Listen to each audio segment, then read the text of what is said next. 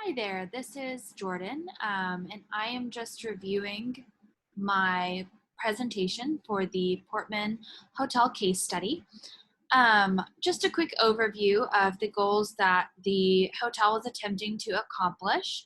We'll kind of zoom into those. They wanted to create an exceptional and unique experience. So they were inspired by their experiences in the Asian markets for luxury hotels. These experiences represented exceptional customer service that was personalized and tailored to the needs of the guests constantly and consistently. And they wanted to make that an experience that was more of a norm in the United States. In order to do that, they wanted to create a new management structure that eliminated some of the middle management positions in the hierarchy, therefore establishing a more core common culture of guest service, and establish employee loyalty by encouraging those employees to really stay in their places over time and develop relationships with guests rather than moving up a hierarchical structure.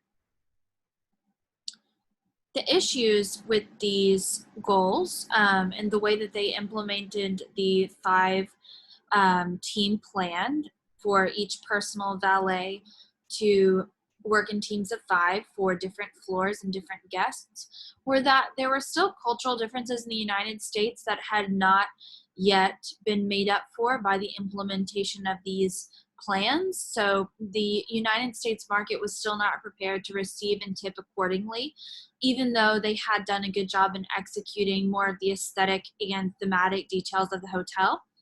There was also a lot of staffing confusion because of the elimination of a lot of middle management positions.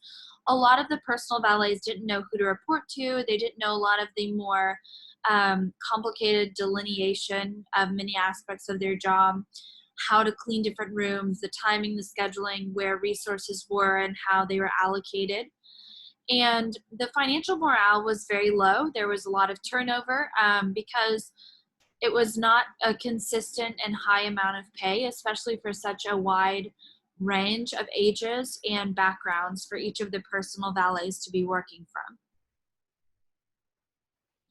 In order to address some of these issues, what we could consider doing, which was actually one of the ideas that the Portman Hotel had originally implemented or considered implementing, was establishing team leaders for these smaller groups. And what this would do would provide an anchor for these small teams to have a better understanding of what their goals are and allow more of a sense of direction to the more day-to-day tasks that occur and that need to be executed in the hotel.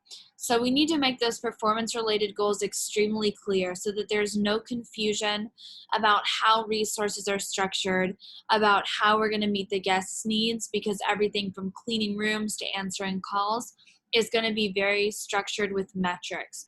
And one of the good things that the metrics will be able to provide us is an opportunity to offer financial gains for employee performance, because what you can do is zoom into what employees are actually going to be benefiting the customer experience the most, and we're going to be able to reciprocate them with rewards based on that information. So establishing those smaller teams that have a greater sense of delineation in their goals and direction is going to allow us to reward them, therefore creating a little bit of an adjustment to the lack of a hierarchical structure, while also allowing them the opportunity to grow within their role, both financially and with a greater sense of team building and culture.